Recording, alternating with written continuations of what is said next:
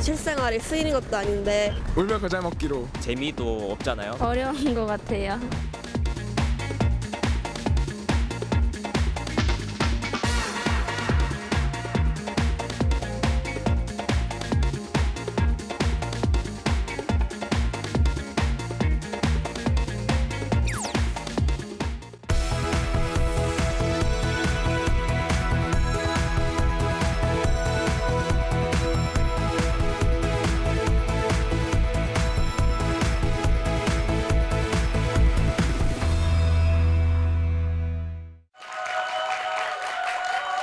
안녕하세요. 수학 때문에 고민 많이 하시는 학부형들을 위한 수다학에 오신 것을 진심으로 환영합니다.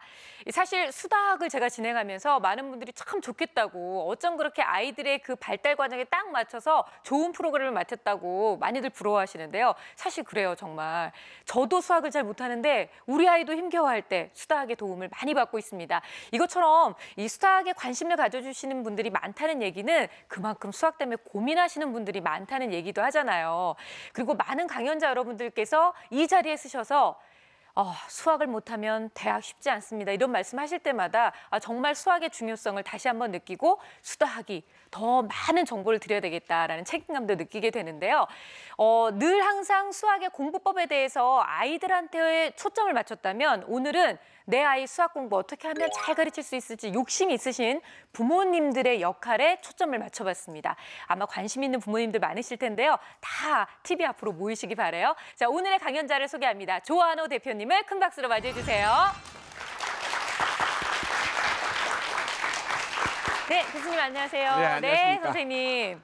반갑습니다. 대표님께서는 그동안 정말 수학과 관련된, 수학 교육과 관련된 여러 가지 책을 집필을 하셨는데요. 그 안에서 제가 정말 가슴에 콕 찔렸던 얘기가 있었어요. 사실 저희 아이가 지금 3학년, 4학년, 초등학교 3, 4학년인데요. 아이들이 수학을 잘하다가 3, 4학년 이후에 수학이 어렵다 그러면 다 부모 탓이다. 제가 그렇게 얘기했습니다. 네. 요즘 어렵다고 얘기할 때마다 정말 남의 얘기 같지가 않고 내가 뭘 잘못했지라고, 그래서 오늘 대표님을 만나뵈면 제가 뭘 잘못했을까요? 꼭 한번 여쭤보고 싶었거든요. 초등학교는 부모님들이 학습 주도를 하세요. 그러니까 부모님이 학원이든 학습지든 뭐든 다 선택했는데 책임만 빠지려고요? 그럼 또 그렇네요. 아이들이 선택한 게 없는데 네, 그렇네요. 내가 뭐 이거 하겠습니다가 안 했는데 어떻게 아이 책임을 지어줄 수 있습니까? 그런 의미를 말씀드렸습니다. 네, 그러면 그 말씀하신 대로 아이한테 책임을 전가하기 위해서는 내가 올바른 길을 인도해야 되는 거잖아요. 오늘 그 방법을 좀, 그 방법을 좀 오늘 제대로 배워볼 수 있는 건가요? 네, 아이들을 참 많이 만나보시잖아요. 근데 이렇게 딱 보면 얘는 수학을 잘하는 아이야라고 정말 그 떡잎부터 알아볼 수 있는 아이가 있나요? 네. 어떤 면이 다른가요? 그런 아이들은? 좀 덜렁대지 않고 좀 성실해 보이는 아이들이, 이런 아이들이 수학을 잘합니다. 그러니까 사람들은 점차 뭐 외향적으로 크게 봐라 그러는데, 크게 보는 교육은 커가면서도 얼마든지 가능하지만 꼼꼼하게 살피는 교육은 정말로 드물거든요. 이게 먼저 선행이 되고 커가면서 점점 크게 볼 수 있도록 하는 교육이 필요하지 않나, 이렇게 생각합니다. 네, 우리 대표님께서 말씀하시는 학습법 중에 하나가 대나무 학습법이라는 것이 있어요. 일단 대나무 하면 이게 뭐 올곧고 그리고 마디마디 이렇게 생기면서 올라가는 것 자체가 단계 잘해야 된다는 말씀이시구나라고 저는 그렇게 생각을 했는데, 대나무 학습법이라는 것은 어떤 건가요? 대나무 학습법은 그 대나무의 성장을 빌어서 그 학습법을 만든 건데, 대나무가 죽순을 이렇게 만들어요. 근데 죽순을 만들고 나서 그 마디마디가 모두 생장점입니다. 그래서 한 며칠 만에, 그러니까 하루에 2m까지 막 가요. 이렇게 올라가서 크는 학습법을 빗대서 제가 학습법을 만드는 겁니다. 그 대나무 학습법에 아기곰 옥수수 따기라는 그 생각이 좀 나네요. 아기곰 옥수수 따기요? 네. 어떤 내용인지 좀 소개해 주실 수 있어요? 저는 기본적으로 아이들 공부에 있어서 많이 집어넣는 거에 대한 관점이 아니라 집어넣은 것이 얼마나 머리에 유지하느냐의 관점이 많습니다. 그렇죠. 근데 아기곰이 옥수수를 따는 것을 이렇게 비유를 들었어요. 네. 옥수수를 이렇게 하나 따서 여기다 넣었습니다. 네. 그리고 또 하나를 따서 여기다 넣었습니다. 근데 또 하나를 따는데 빠져요. 그렇죠. 그래서 한 30분을 계속 땁니다. 몇 개 가지고 있을까요? 많아야 2개겠죠. 그게 오늘날 교육이 아닌가 싶어서 아이들이 집어넣는 머리에 갖고 있는 게 여전히 2개 있지 않나. 네. 이런 생각하면 생각한데는 아기 고민 너무 귀여운데 그걸 그쪽으로 생각하면 웃을 일만도 아니지 않나 이런 생각이 또 듭니다. 네, 우리 아이들이 따서 먹고 해서 이렇게 배를 채웠으면 참 좋겠다는 그런 욕심을 가져보면서 오늘은 우리 조 대표님께서 내 아이를 어떻게 하면 수학을 잘 가르칠 수 있는지 부모의 역할, 방향을 잘 잡아주는 부모의 역할을 얘기해 주신다고 하니까 그 부분에 초점을 맞추시면서 강연 잘 들으시기 바라겠습니다. 큰 박수로 강의 청해 듣겠습니다.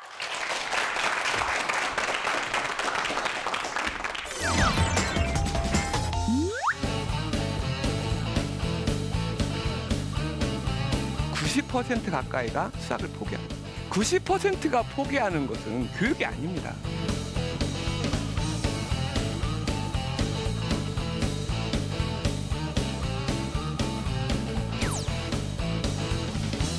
분수셈을 못한다. 100% 수학 포기합니다. 자기가 분수가 부족한지를 몰라요.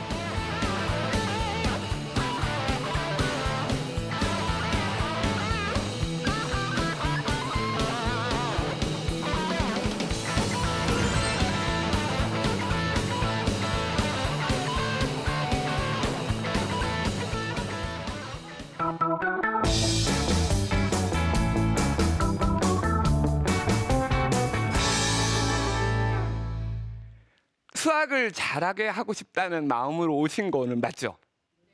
그런데 수학을 잘하게 함으로 해서 얻으려고 하는 것은 무엇이죠? 수학자인가요? 학교 성적 잘 받는 건가요? 아니면 수능 시험 잘 보는 건가요? 뭐 이렇게 얘기하니까 잘 선택하기가 어려우신가 봐요. 그러면 거꾸로 이렇게 생각해 보세요. 나머지를 다 버려보세요. 그러면 선택하기가 쉬워집니다. 수학자를 하겠다. 학교 성적 필요 없다. 수능 잘 맞아서 좋은 대학 가는 거 필요 없다. 한번 손 한번 들어보십시오. 제가 이렇게 얘기해서 수학자 아무도 못 만드는 거 아니에요, 이거? 자, 수학자 된다는 사람이 아무도 없네요. 자, 이번에는 수학자 안 할 거다. 학교 성적 필요 없다. 수능 잘 맞아서 좋은 대학 가겠다. 손 한번 들어봐 주십시오. 5, 6, 자, 내려주십시오. 목표는 정확해야 됩니다. 수학자가 되는 길, 학교 성적을 잘 맞는 길, 수능 잘 맞는 길이 다 다릅니다. 제가 오늘 손을 들어봤더니 수능 잘 맞는 방법에 가장 많은 손을 들었어요. 아마 그 방법을 오늘 말씀을 드릴 겁니다. 현실은 참으로 암담합니다. 현재 중학생 절반이 수학을 포기합니다. 나머지가 인문계 진학을 해서 다시 70~80%가 수학을 포기합니다. 그 역산해 오면 거의 90% 가까이가 수학을 포기합니다. 이건 어떤 교육도 90%가 포기하는 것은 교육이 아닙니다. 수학이 어렵다고 하니까 여러 사람들이 다양한 의견을 내서 점점 바꿔보고자 하려고 하는데 제가 보기로는 수학을 가리키는 여러 가지 방법들이 녹아들어서 실제로 학부모님들이 어느 것이 맞는지에 대한 판단을 정확히 잘 못하시는 것 같아요. 수학에 관한 정보는 굉장히 많습니다. 근데 실제로는 수능 잘 봐서 대학교 갔으면 좋겠다라는 것이 현실적인 의견들이거든요. 근데 수학자분들이 말씀하시는 거 들어보면 와, 그렇게 하면 수학자 되겠다. 저는 그렇게 생각이 들어요. 또 학교 선생님들 막 말씀하시면 그래, 학교 성적 잘 맞겠다. 그러면 일반 사람들이 원하는 대학 진학에 필요한 그 수학은 어떻게 기르냐는 거죠. 이 방법을 알려주는 사람이 없더라. 그러면 제가 알려드려야죠.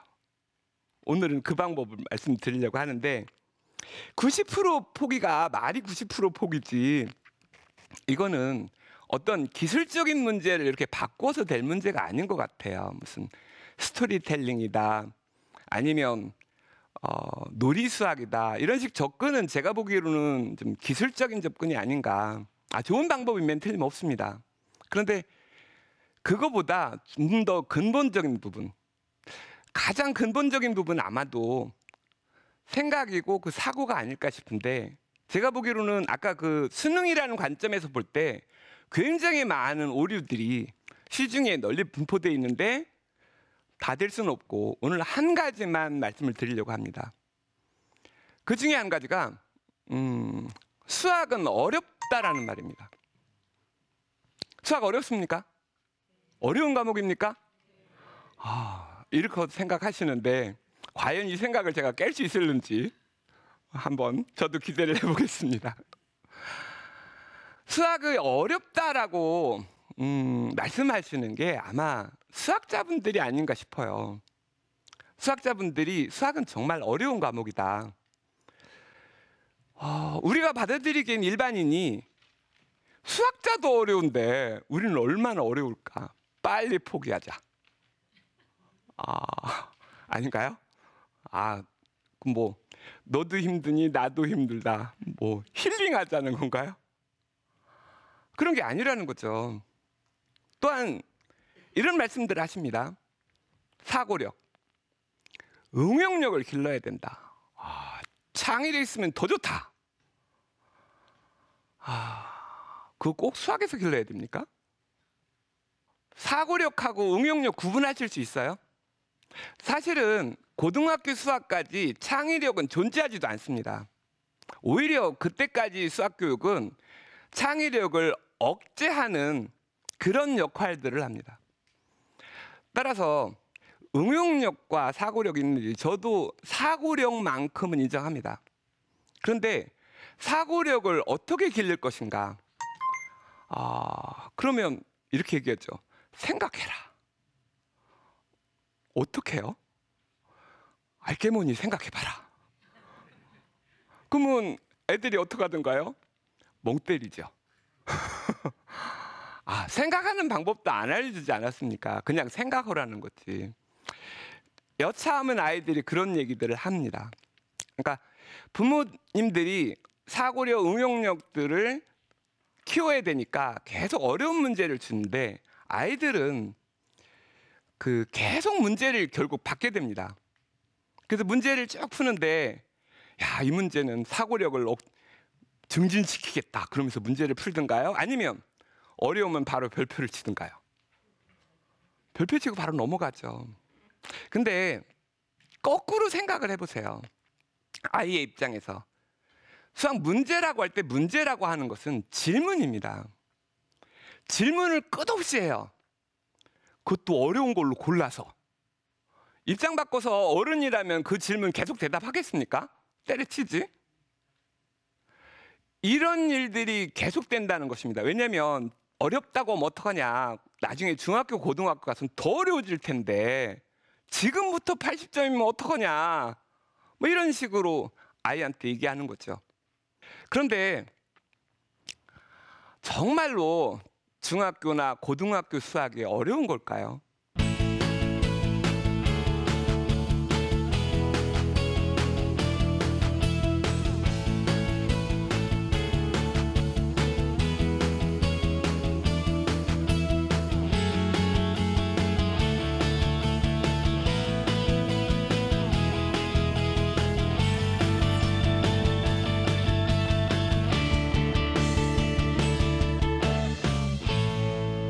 정말로 중학교나 고등학교 수학이 어려운 걸까요? 중학생들한테 물어보면 너 중학교 수학이 어렵니? 초등학교 수학이 어렵니? 그러면 당연히 중학교 수학 어려운 것도 아닌가요? 이런 얘기들을 합니다. 그러면 구체적으로 해야 됩니다. 4학년 수학 문제하고 5학년 수학 문제하고 이것들을 하고 현재 중학교 수학 문제를 보고 어떤 걸 풀래? 보여주면서 그냥 중학교 수학 문제 푼다고 합니다. 뭐냐면 중학교 수학 문제가 계산이 훨씬 쉽고 간단하고 이렇다는 거죠. 다만 푸는데 계속 틀리니까 어렵다고 하는 거죠. 제가 일례를 하나 드리겠습니다. 중학교 3학년 아이한테 공부 못하는 아이입니다. x 더하기 3이 뭐니? 물어봤더니 아이가 숨도 안 쉬고 얘기합니다. 3x요. 그래서 3x는 3 곱하기 x인데 그렇다면 x 더하기 3을 물어보는데 왜 x 곱하기 3을 얘기하니? 아니에요? 그러면 x3? 숫자 생략할 때 앞에 쓰는 거 아니니? 그래요? 그럼 x 세제곱? x 세제곱은 x 3번 곱한 건데? 3의 x제곱? 그러더니 좀 이따 그러더라고요. 5? 5는 왜? x가 2라면요. 이 아이는 정말 창의력이 높은 아이입니다. 20분간을 오답을 얘기했습니다. 도대체 답이 나올 기미가 안 보여요. 그래서 할 수 없이 밑에 동생인 초등학교 5학년 애를 불렀습니다. 불러서 얘야, x 더하기 3이 뭐니? 물어봤더니 x가 뭐예요? x는 그동안 어떤 수 네모하던 거를 중학교 가면 x라고 쓴단다. 그랬더니 내가 곧바로 못도 하죠. 그래서 제가 그랬습니다. 넌 천재다. 그거 어떻게 알았냐? 야, 그랬더니 옆에 있던 중3애가 그럽니다. 선생님, 저도 못도 하는 거 알았어요. 알고 있었어요. 근데 그런 오답을 왜 이렇게 많이 냈니? 하였더니 이런 얘기합니다. 선생님이 도와랬잖아요. 선생님이 도와라면 도합니까? 안 도해지는 걸? 그럴 수는 없는 거지 않습니까? 그러면 이제 고등학교 거는 어렵지 않는가? 그런 생각도 들죠. 초등학교 고학년 애들한테 그 고등학교 문제를 이번에는 그냥 내면 못 듣잖아요. 수식을 제가 다 말로 해서 문제를 냅니다. 그랬더니 초등학교 고학년 아이들이 이런 얘기합니다. 정말로 고등학생들이 이런 걸 어려워해요? 바보들 아니에요? 바로 여기에 답이 있습니다. 사고력, 응용력 뭐 이런 게 초등학교 고학년 정도면 고등학교 풀만한 실력이 다 됐다는 겁니다. 즉 사고력, 응용력 문제가 아니라 아이들이 모르는 것은 수식을 보고 그 의미가 무엇인지를 모른다는 것입니다. 그러니까 역으로 아이들이 제가 아이한테 설명하듯이 그 수식을 말로 자기한테 할 수 있었다면 그 문제는 초등 고학년 애들처럼 어렵지 않게 받아들일 수 있지 않을까. 이것이 고등학생들이 수학을 포기하는, 직접적으로 포기하는 원인이 아닌가, 이 얘기를 드리는 겁니다. 그래서 2부에서는 수식을 어떻게 바라보는지 그 내용을 가지고 여러분께 다시 말씀드리도록 하겠습니다. 감사합니다.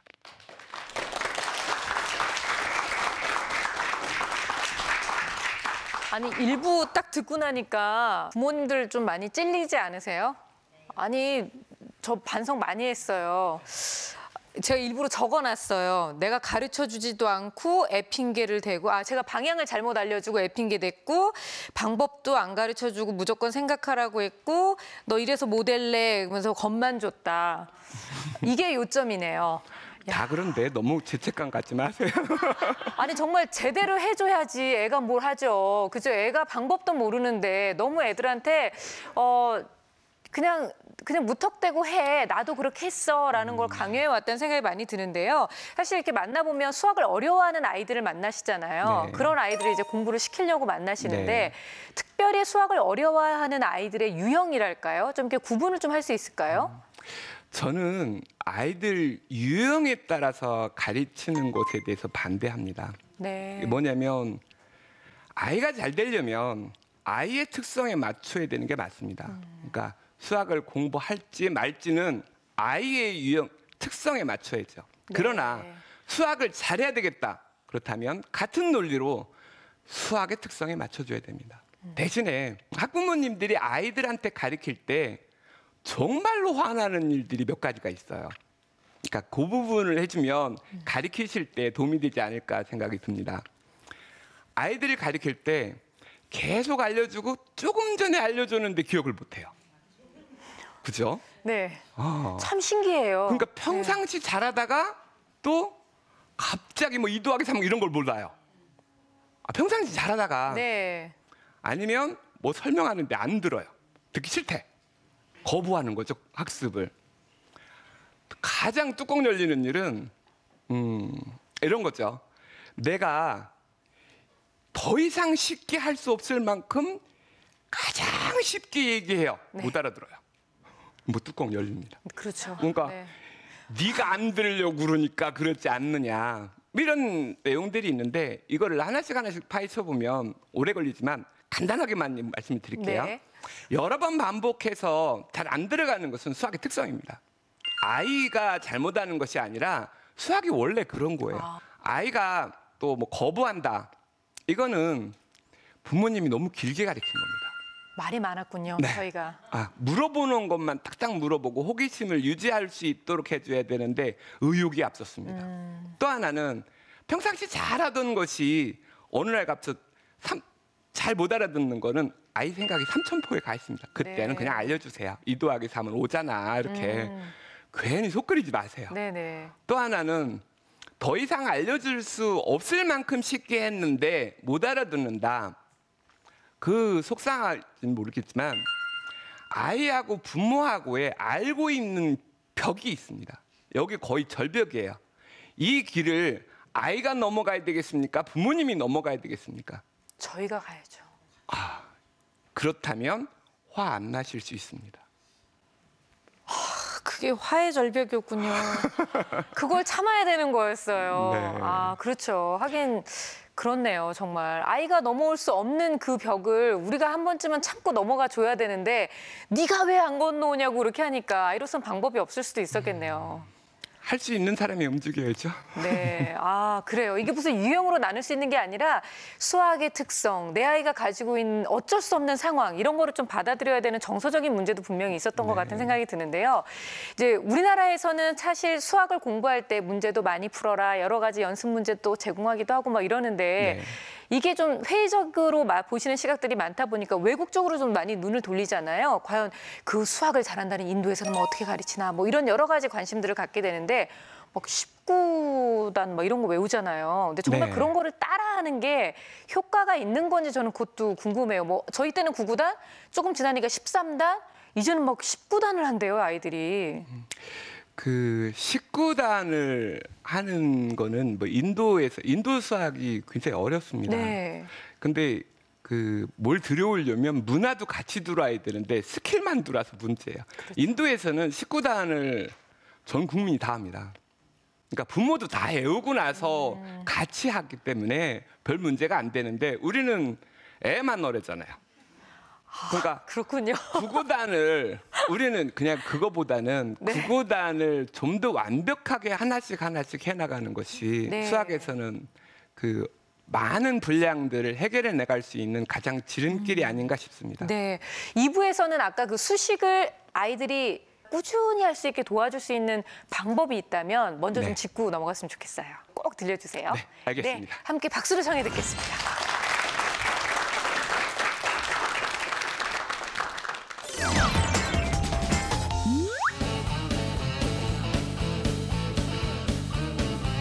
90% 가까이가 수학을 포기합니다. 90%가 포기하는 것은 교육이 아닙니다.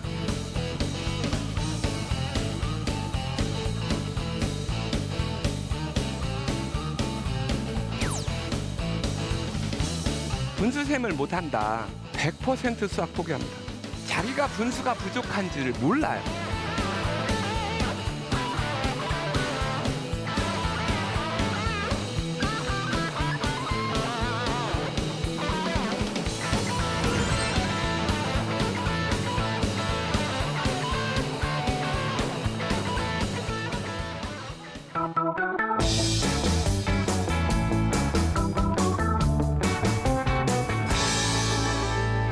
수학을 큰 틀에서 보면 초등학교는 수연산을 그 연산력을 잡아줘야 되고 중학교에서는 수식에 대한 이해를 하고 이걸 바탕으로 고등학교는 수식의 확장을 해나가야 됩니다. 따라서 수학은 하나하나 단계별로 가져야 되는데 그렇지 않다면 이게 문제가 발생하는 거죠. 그냥 무조건 진도만 나가서 이 수학을 어떻게 되겠지, 지가 열심히 하면 되겠지. 근데 수학 같은 경우에는 만약에 부족 부분이 있으면 커가면서 보충이 되고 그러는 경우가 수, 연산, 수식 이런 쪽에서는 거의 이루어지지 않습니다. 머리가 커져서 사고력, 응용력 쪽은 커질지는 몰라도 수, 연산 쪽에서는 그게 안 통합니다. 예를 들어서 여기 이제 학부모님들 여러분 와 계신데 수학의 빠르기가 초등학교 3학년 때 끝납니다. 그러니까 지금 사용하고 있는 연산의 속도가 그때 끝났다는 것입니다. 그 이후로 가계를 해서 맨날 계산했다고 해도 원천 빠르게는 초등학교 3학년 때 다 끝난 것입니다. 이거를 제대로 잡지 않고 나중이면 어떻게 될 것이다 라는 식으로 점차 이렇게 방치가 되는 것이죠.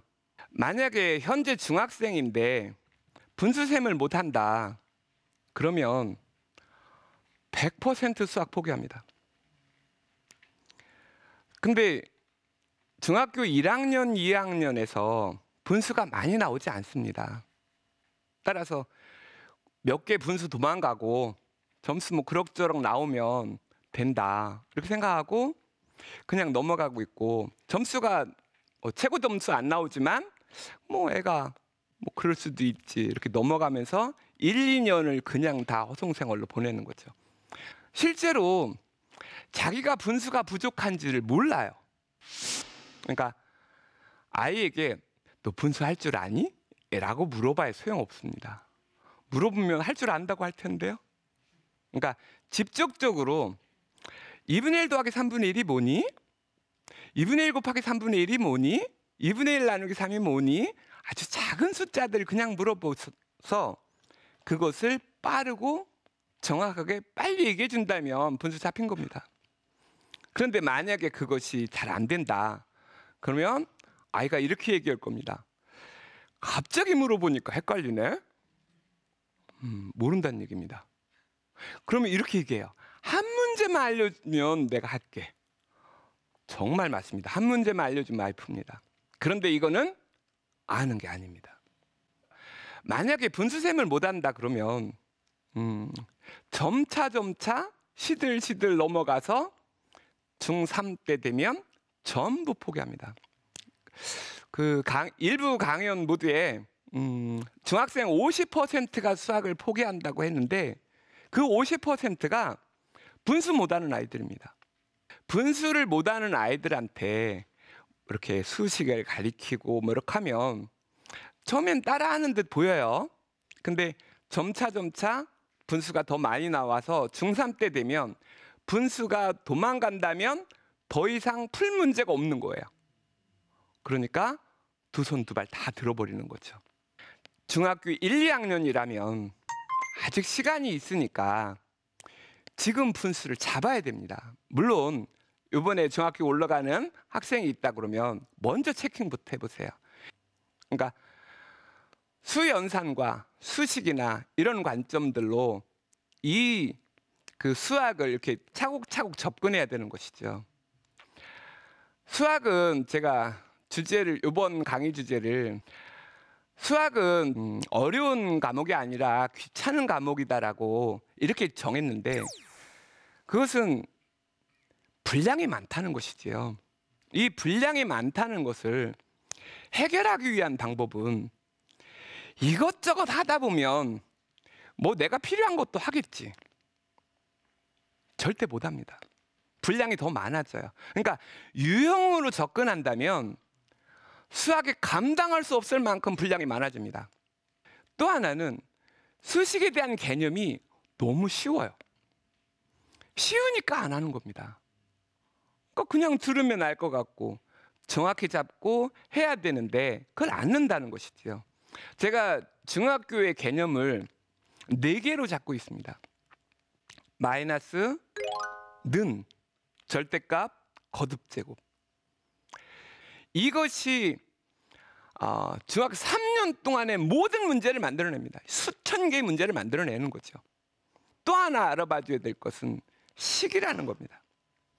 식은 분수식과 다항식으로 나누고 보통 다항식이 중학교의 주력입니다.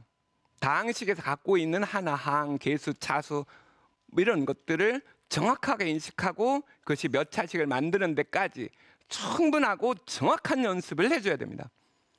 근데 그것이 다시 등호로 연결되어지면 등식이 되는 거죠.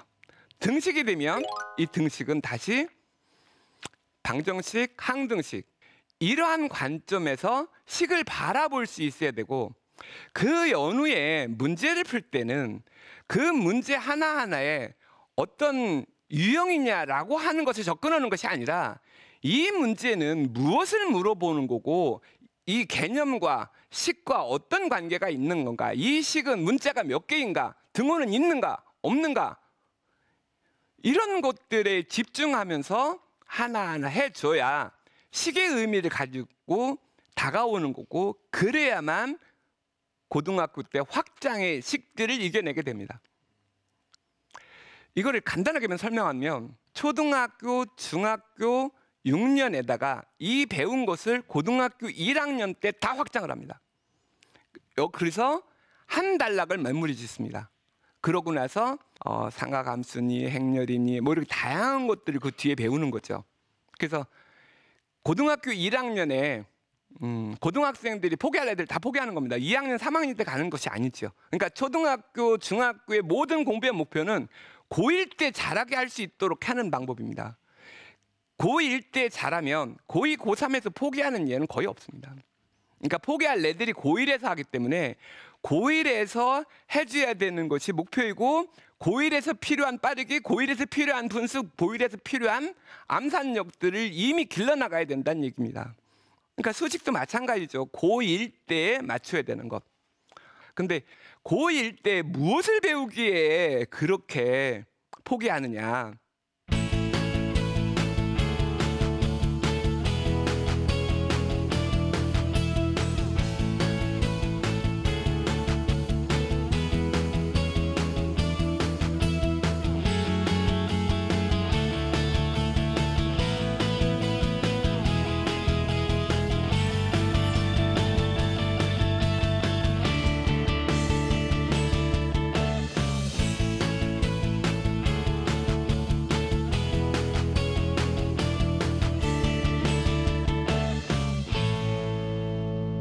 고1 때 무엇을 배우기에 그렇게 포기하느냐?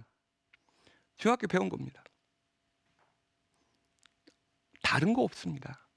그러니까 고1 때 3차식, 4차식이 나와서 아이들이 어려워하는 걸까요? 새로운 거 나와서 어렵지 않습니다. 그러니까 고등학교 1학년 때 어려워하는 것들은 여전히 2차식입니다. 2차 방정식, 2차 함수, 2차 부등식. 제가 얘네들 삼총사라고 그러는데 이 삼총사들이 얘네 때문에 어렵다라고 하면 이런 얘기합니다. 그 중3 애들이 내가 인수분해를 해서 다 풀 수 있고 그게 아니면 맞는 공식 쓰면 다 집어넣어서 다 나오는데 2차식이 어렵다니 무슨 말이냐. 이해가 안 간다. 그게 무슨 얘기냐면 똑같이 계수들이 다 숫자인 것들은 그동안 풀었던 방법대로 하면 됩니다. 그러나 고등학교에서는 계수에 문자들이 들어갑니다. 그러면 2차식처럼 보이는 얘가 2차식이 아니에요. 뭐예요? 등식일 뿐이에요. 그러면 방정식인지 항등식인지 다 따져야 됩니다. 그러니까 애들이 2차식은 내가 자신 있게 달려들었는데 얘 무슨 소리 하는 거야? 문자가 있어서 못 풀겠네? 옛날처럼 풀려고 그러는데 안 되는 겁니다. 예를 들어서 2차 방정식을 풀기 위해서 2차 함수를 갖고 왔는데 함수가 제 역할들을 안 해줘요. 걔네의 도움을 풀어야 되는데 안 되는 겁니다. 왜 열심히 안 했으니까요. 오히려 새로운 거였다면 아이들이 새로운 거니까 새로운 마음으로 해야지 막 그러는데 맨날 보던 2차식이에요. 자신 있게 달려들었는데 안 돼요. 이것이 많은 경우가 아이들이 어려워하는 거죠. 근데 개념이나 수식을 잡는 것은 몇 개월 안 걸립니다. 안에서 문제이고 하나하나 단계별로 가져야 되는데 그렇지 않다면 이게 문제가 발생하는 거죠. 그러면 고등학교 1학년 때 필요한 수 연산의 목표치는 어디인가? 초등학교 1학년 때 암산력 가로셈을 하는 겁니다. 20문항 50초 내에 해야 됩니다. 3학년 때 수학 빠르게 끝났는데 20문항 두 자리 곱하기 한 자리, 두 자리 나누기 한 자리, 세 자리 나누기 한 자리를 섞었을 때 20문항을 1분 20초까지. 여기까지 해서 원천 빠르기고 분수의 사칙 계산해서 아까 말씀드린 것처럼 복잡하지 않은 것은 암산 처리시킴으로 해서 점차 그 빠르기라는 축들을 완성해 나가는 작업을 하셔야 됩니다.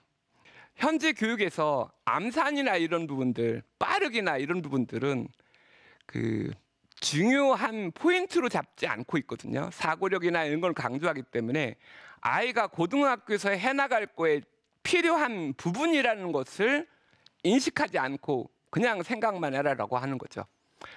사고력이나 이런 것이 안 중요하다는 것이 아니라 사고력 이전에 기본적으로 할 수 있는 연산들을 갖춰주고 생각할 수 있게 해준다. 생각을 무엇을 가지고 생각하느냐, 거기에 사이에 개념이 들어있다는 것입니다. 문제가 나왔으면 이게 왜 더하기니? 왜 곱하기니? 곱하기가 무엇이니? 나누기가 무엇이니? 이거를 안 알려주고 그냥 문제를 풀면 이런 얘기가 들어가는 거죠. 내가 모르는 뭔가 있을 거야. 수학은 그런 거 없습니다. 명확하고 정확하게 하나씩 해나가는 거죠. 아까 강의에서 수학은 어려운 과목이 아니라 귀찮은 과목이다라고 정했는데 그 내용을 가지고 강의를 마무리하려고 합니다. 분량이 많았을 때는 우왕좌왕하지 말고 하나씩 하나씩 목표를 내서 끝내가야 나머지 해야 될 분량이 적어지는 겁니다. 분량이 적어져야 자신감 있게 가는 거죠. 그러니까 이런 식으로 수학을 해나가야지 그냥 뭐 부러우면 지는 거다 뭐 이런 말처럼 이걸 수학에 사용하면 이런 게 되는 거죠. 무서우면 지는 것이다 라는 말을 강의 마지막에 남기고 싶습니다. 감사합니다. 네, 강의 잘 들었습니다. 예, 고맙습니다. 아까 수학에 대한 그 수식 같은 거 말씀하시고 네네. 수학 용어 나오니까 지금 그 우리 분위기 안 좋았었잖아요. 그렇죠? 정신줄을 자꾸 놓게 되고 이게 우리가 잘못된 게 아니었어요. 그게 수학의 특성인 거죠, 선생님? 네. 수학은 하나하나는 다 쉽습니다. 어려운 문제라 할지라도 쉬운 것들의 결합인데 그것을 여러 개 겹쳤을 때 그중에 개념을 하나라도 모르면 그 문제를 못 푸는 거죠. 네. 그리고 저희가 요즘 이렇게 강연을 하다 보면 많은 선생님들께서 강조하시는 것이 수학을 잘하는 것도 중요하지만 수 감각을 알고 있는 것이 참 중요하다. 어렸을 때부터 이 수 감각을 키워줘야 된다. 이렇게 말씀 많이 하시는데 선생님의 책에서도 사실은 수 감각 이야기가 계속 언급이 되더라고요. 네. 뭐가 중요한 거고 또 수 감각은 뭐 키워줄 수 있는 방법이 있는 건지. 일단은 아까 말씀드린 것처럼 기본적인 셈이 빨리 나와줄 수 있고 그 상위 개념인 것이죠. 네. 그러니까 수를 운행하는 능력이라는 말을 해요. 그러니까 웬만한 건 다 암산 처리합니다. 그러니까 뭐 99 더하기 5 그러면 99에다 1 도와준다든지 그 다양한 툴들을 이렇게 해줘야 되는데 그러니까 큰 수까지 연산을 막 해서 잘하게 하는 것이 아니라 작은 수를 빠르게 해주고 평상시에 세로 셈으로 쓰거나 큰 수들도 그렇지 않고 그냥 할 수 있는 방법들을 알려주거나 책들이 많이 소개돼 있어요. 이런 것들을 사용하게 되면 감각들이 자라죠. 네. 자, 이번에는 수학과 관련된 여러분들의 궁금증을 해결하는 시간입니다. 수학에게 묻다 에스크메스 함께합니다.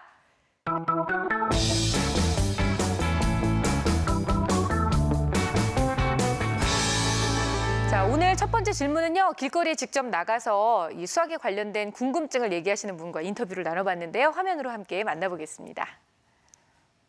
선생님들이 문제를 풀다 보면 너무 어려운 문제 같은 경우는 그냥 문제를 통째로 외워버리라고 하는 경우가 있는데 문제를 통째로 외우는 게 도움이 되나요?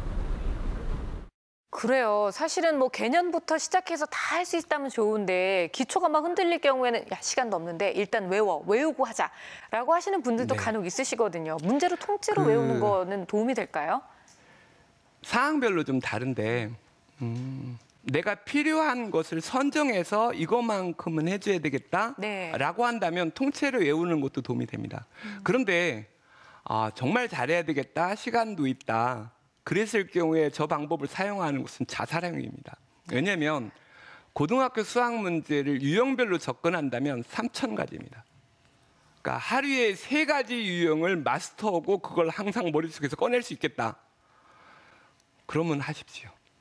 그거 더 천재지 힘들겠는데요. 않습니까? 차라리 그냥 개념으로 가는 게 나을 것 같아요. 네. 네, 아까 말씀하셨다시피 진짜 근본에서 벗어나서 더 많은 유형에 눌리는 것보다는 기본 개념부터 철저히 잡고 가는 것이 네. 역시 정답이겠네요. 이 방송 꼭 보셨으면 좋겠어요. 저 질문하신 분께서. 자, 이번에는 저희 수다학 홈페이지로 보내주신 질문입니다. 고민맘님께서 질문해 주셨는데요. 이제 초등학교를 입학하는 아이의 엄마입니다. 요즘에는 조기교육이다 해서 벌써부터 더하기, 빼기, 구구단까지 외우는 아이들이 많은데요. 저희 아이는 아직 손가락으로 더하기, 빼기를 하는 수준입니다. 다른 아이에 비해서 느린 것 같은데 어떻게 해야 할까요? 라고 질문을 해주셨어요. 느린 게 손가락 쌤인지 아니면 진도인지가 불분명하네요. 근데 네. 진도가 느린 거는 괜찮습니다. 근데 빠른 거, 네. 그러니까 빨리 하는 게 안 된 거는 빨리 할 수 있도록 하면 됩니다. 안 되면 되게 하라, 아니면 될 때까지 하라, 그러면 되겠죠. 그러니까 이런 앞으로 해야 될 길이 굉장히 멉니다. 근데 너무 빨리 가는 것, 네. 이것의 위험성도 많아요. 또 하나는 수학은 한번 잡으면 지속적으로 해야 됩니다. 그래서 모든 대학들이 수학, 뭐 국문과, 영문과 뭐 이런 데 수학 하나도 안 쓰면서도 수학자들을 요구하는 게 수학을 잘한다라고 하면 수학의 특성을 받아들인 거고, 수학의 특성은 2가지죠. 매일 하고, 그러니까 성실한 아이입니다. 그러니까 수학의 논리를 받아들였기 때문에 네. 성실함과 논리력을 갖춘 아이이기 때문에 이것은 수학이 아니라 모든 과목에서 아이가 성장하는데 필요한 진짜 수학 능력이 되는 거죠. 그렇기 때문에 모든 대학에서 수학 잘하는 사람을 원하는 것입니다. 그러니까 아이 하나하나 이렇게 잡아 올라가면서 수학을 잘하겠다라는 것보다는 우리 아이의 성실성이나 네. 이런 걸 잡아가면서 귀에 수학도 되면 좋겠다, 이렇게 마음을 먹으면 조금 낫지 않을까, 이렇게 생각이 듭니다. 지금 느긋하게 생각하라고 말씀해 주셨는데요. 어린아이들 같은 경우에 언제까지 느긋하게 있어도 되나요? 우리가 보통 왜 발등에 불 떨어졌어 하면서 이제 막 초등학교 들어가서 남들 다 잘하면 큰일 났다 싶을 때가 있거든요. 네. 언제까지? 그러니까 수학을 일찍 하면 할수록 잘합니다. 그런데 일찍 하면 할수록 좋은 건 아닙니다. 그러니까 수학을 잘하는 게 좋은 것이 아니라 제가 네. 학교 들어가기 전 7살 이전에 6살까지는 수학 못하게 합니다. 그 3세에서 6세까지는 수학처럼 그 좌뇌를 사용하는 이쪽을 해주면 안 됩니다. 그쪽이야말로 창의력을 기를 시기입니다. 네. 3세에서 6세는 정말 아이들이 천재입니다. 이 천재들을 그 수연산이나 이런 것들은 다 이거는 이거다라고 연결시키는 작업이기 때문에 이것은 창의력을 억제합니다. 단순히 수학만 먼저 잘하겠다고 먼저 시키는 것은 네. 얻는 것보다 실이 훨씬 더 큰 거죠.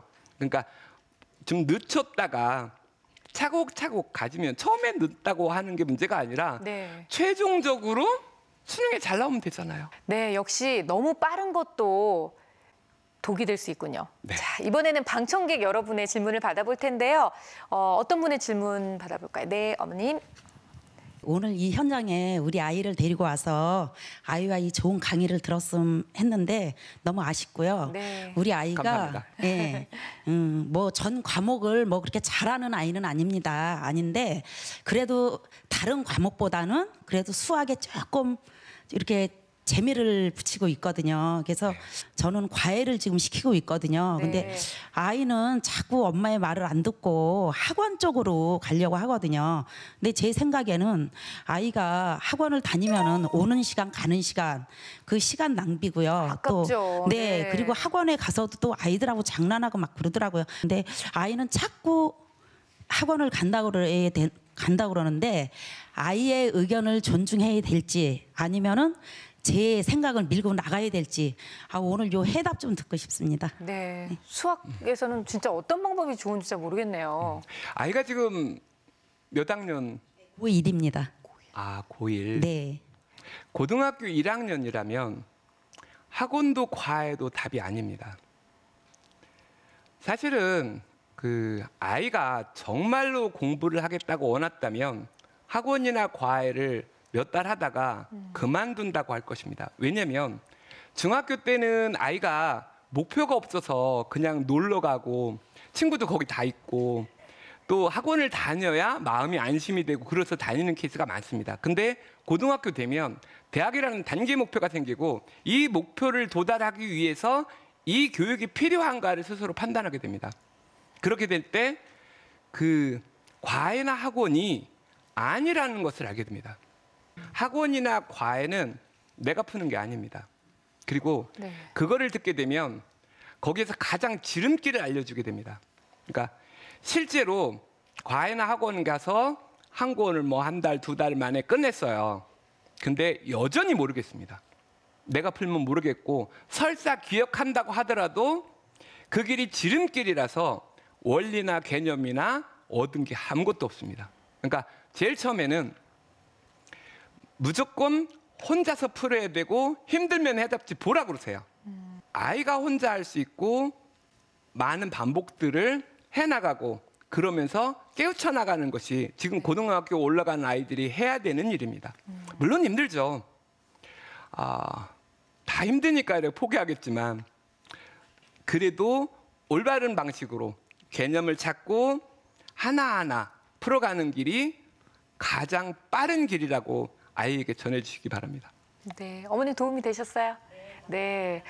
정말 그 우리가 많이 선택하게 되는 학원이나 과외가 아이한테 너무 일찌감치 지름길만 알려주는 길이 될 수도 있겠네요. 말씀을 듣고 보니까 정말 어떻게 보면 그게 아이한테 정도를 걸을 수 있는 길을 뺏어버리는 건지도 모르겠어요. 또 하나는 학원이 다니면 그 지식을 얻어요. 근데 안 보이는 게 하나 있습니다. 내가 공부하는 힘이 빠져나가요. 이거는 학원을 다니면서 성적이 올라가기 때문에 이걸 못 느끼는 거죠. 그래서 이런 말이 있습니다. 실력을 성적으로 빼먹지 마라. 의미심장한 말입니다. 한번 곰곰이 따져보십시오. 본인의 실력을 키워야 되는데 선생님이 공부하고 계시는 거를 보면서 눈치만 늘어나는 거죠. 네, 오늘 정말 이 현실을 조금 더 냉정하게 볼 수 있는 눈을 저희한테 주신 것 같아요. 좋은 강연 해주신 조안호 대표님께 다시 한번 큰 박수 보내주시기 바랍니다. 대표님 감사합니다. 예, 고맙습니다. 다음에 또 뵙겠습니다.